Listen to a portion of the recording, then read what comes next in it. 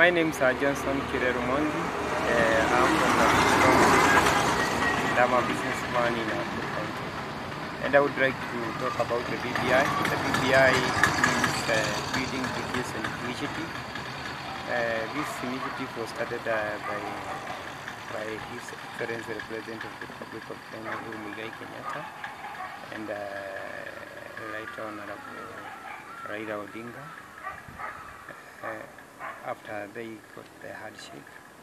So in this building bridges initiative, there were some proposals that came up after the committee that was appointed to do the task, went around the country and collected the views from the wananchi. And after they collected the views, they came up with a recommendation, and some of the recommendations were the legislative proposals.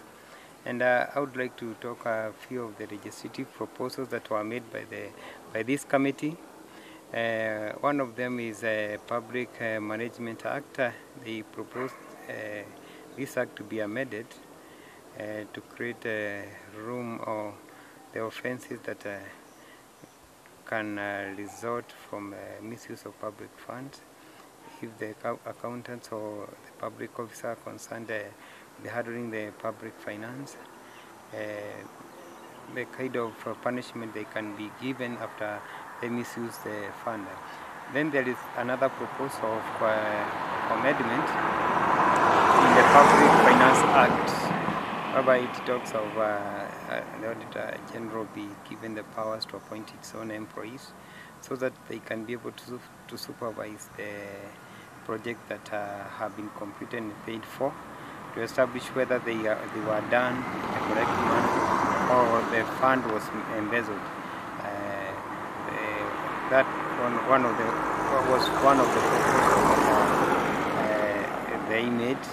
There was this another recommendation they made about the legislative proposal about the changing or amending the Higher Education Act, whereby they recommended that law to be amended and give room for that for the loanees of help be given a grace period of 4 years after the completion.